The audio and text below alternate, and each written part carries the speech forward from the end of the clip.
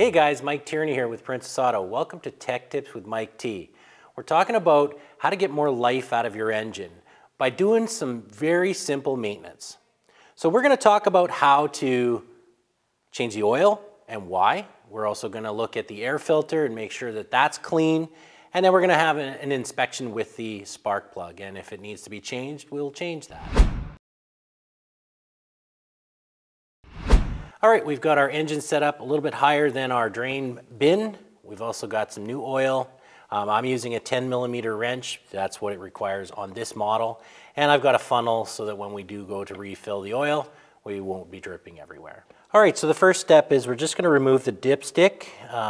Keep in mind that a lot of engines out there have a dipstick or a port to pour into on either side of the engine, and they may have another plug that you can use for the oil discharge on the other side. So depending on where your motor is located, and maybe there's frames that are involved, basically it gives you options on either side. So we can see that the oil is pretty dirty, and it would definitely be time to change the oil. So here's our dipstick. That threads down in, and when we go to put the oil back in, I'll kind of explain how high the oil should be within the thread structure. All right, now that we've got that open, we're going to go to removing the drain plug. So make sure that we're going in the right direction. We'll loosen it off to the point where we don't need the wrench, and we're gonna capture the oil as best we can. And we'll let that drain for a few minutes, and then we'll reinstall the plug once it's stopped dripping. All right, now that it's stopped dripping, we can proceed on putting the drain plug back in. First, you want to make sure that you're cleaning off your drain plug. You don't want any debris or anything like that getting in the threads, and then that could possibly get in your engine. And just make sure that your porting is cleaned off, especially if it's on a piece of equipment like a lawnmower or something where you might have grass and grime all around it. You do want to keep this fairly clean to prevent any contamination inside. And then you just simply go the reverse order, just nice and snug. You don't have to make it too tight. Just keep everything nice and tidy.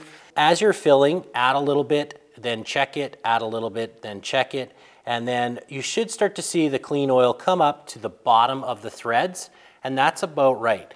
Then you're going to want to start the engine up and let it run for a minute or two, and then check it again, just because you're oiling, new oil is going to go through the crankcase. So that's basically your process. So we're going to kind of just fill up a little bit here. So I'm just going to add the funnel in.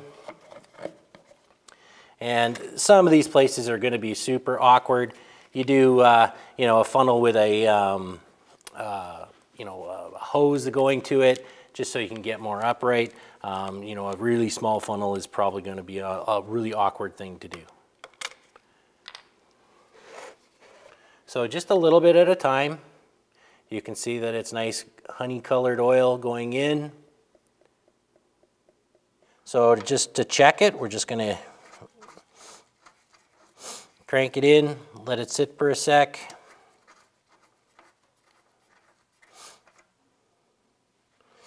And I can start to see, in the shine, that we're just under the full mark. So I'd probably leave it there for now.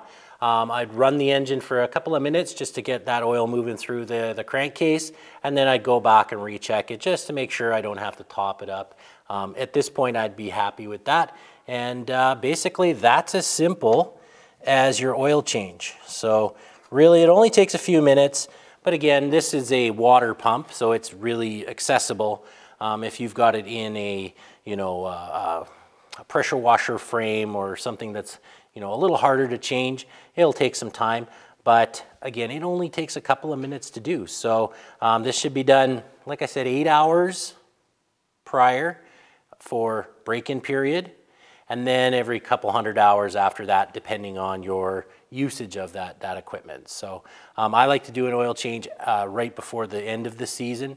That way, if there's any moisture that was put in by hot, cold, maybe some moisture got in through a breather. So however that can happen, because the oil can sweat.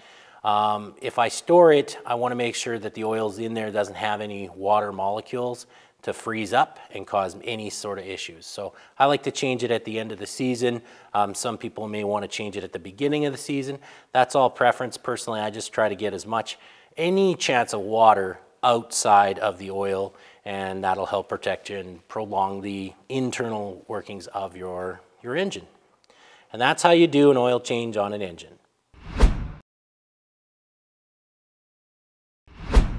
Okay, so now we're going to look at the spark plug. Now, you don't have to change a spark plug out every so many hours. You do want to inspect them. Maybe you're finding that your engine is running a little bit, misfiring in that, so you definitely want to check it. But if you're doing an oil change and you're doing some maintenance, basically just have a look at the spark plug. So we're going to kind of dive in. You do need to take the spark plug cap off, and then you're going to need a spark plug tool, and basically there's sockets out there. Many of the engines, if you've bought them new, come with a spark plug removal tool. So use that if that's what you have, or a socket. It's impossible to get a wrench in there, but you do want to be careful that you don't mess up the threads. The threads are really important to be careful of. On removals, not so bad, but when you do put it back in, that's where you're going to have to be really careful to make sure that you align those threads properly before you really tighten it down. Okay, so the first thing we need to do is remove the boot. So while you're doing that, you can also inspect the spark plug cable. At times this can wear. It is between typically an exhaust system, and it can get burnt, it can wear, it can crack. So make sure that there's no exposed wire that goes through this rubber boot into your spark plug cap. So if it's good, just continue on. So I've got a spark plug tool here. You do have to go down quite often. They're down recessed. Basically, you're just going to need to crack it and thread it out. Now, all spark plugs are not made equally. Some have longer threads, some have shorter threads. So on visual, first visual, basically we're looking at the electrode, the hook on the spark plug, and that's where you're going to get a spark when it ignites. Is there major carbon buildup? Is the spark plug electrode turned kind of a bright rusty color? That means that it's super hot, and it may be time to replace. In this one, there's not a lot of carbon buildup. The electrode still looks in good shape. Our threads look pretty good. Typically, I would maybe just take a rag and just kind of clean it off. You can clean it off with your hands, and you can see that, but just by doing that, I don't have a lot of carbon deposit on there. So I would just think, okay, this one could go back in. Now, I do have a spark plug that probably would need to be replaced. So this is a shorter off a different engine, but definitely you can see how much more carbon buildup on the electrodes, as well as you can start to see the electrode go from a nice bright white ceramic to it's starting to change a little bit of color. So this one here I definitely would replace. There's quite a bit of oil debris on this one, and if you get too much oil on them, they won't fire properly. So this one would be replaced if I was doing my normal maintenance, and I would, in this case, we can put the original one back in. So that's just simply by starting it by hand. It can be awkward if you've got large hands. They are in awkward places. You do want to make sure, though, when you're attaching this, that you do line those threads up. Once you've got them started for 3 or 4 threads, then you can go and don't put the ratchet or the handle right on. Just slowly bottom it out. It'll only take a few turns, and then don't over tighten these. Just give them a nice little snug. Once you've done that, go and reattach the boot. Make sure it clips in, and that's as simple as changing your spark plug. All right, so kind of the last thing on the list for just regular maintenance is our air filter. So we want to inspect this probably more frequently than doing the oil changes and the spark plugs. This thing here is going to see all of the atmospheric debris come in, and this is really what's protecting your engine. So it's really as simple as just taking off. Typically they have a nut on top, so we'll just undo it until it comes off. And then we've just got a plastic housing. Most of them are plastic. So the first thing I typically do is look inside. You know, if it's been sitting for a period of time, you know, mice and whatever can get in there and start building up debris, or if you've got long clippings or anything like that, you know, you do want to kind of make sure that that's cleaned out. You can take a blowgun, whatever that looks like to you, but I can just simply wipe this out and set it aside. Now we have our filter element. It's held in place again by another nut, and we'll just take a second to undo that. You do want to make sure that, you know, when you're maintaining these, that one nut is not going to hold everything together. I know it might take a few seconds to undo two nuts, but definitely you want that to sit in place. You don't want the filter to be loose inside your housing, and you want it to be held properly. So it's really simple. This is our filter element.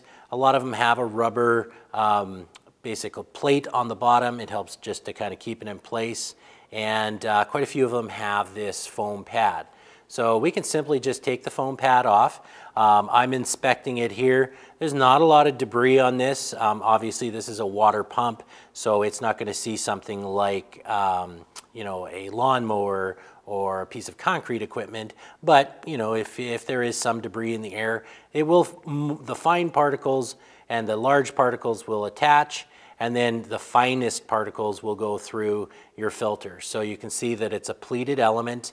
It is hollow inside, and there's pleats. It's designed to trap in and then not allow them to come back down through into your carburetor. So just do a visual inspection. If this has all kinds of oil marks on it, or it might smell like fuel, maybe you were dumping some, you flooded the system, maybe you dumped it in and through the carburetor, and it can soak into your filter. You may want to consider replacing that, because that's really not effective anymore. If it's really condensed with dust and particulate, you might just want to go and buy a new one. They're only a few dollars, and just replace it. So if you've got a lot of debris and it's just loose, you can just simply take it, bang it on the, you know, the desk in this case, or on the curb, whatever it is that you're working there, and just kind of knock off the loose bits. And then you just take a blowgun from the inside and blow out any of the residual debris that might be trapped in that filter. If it looks good, just reinstall the foam fitting. Just make sure that it's seated on properly.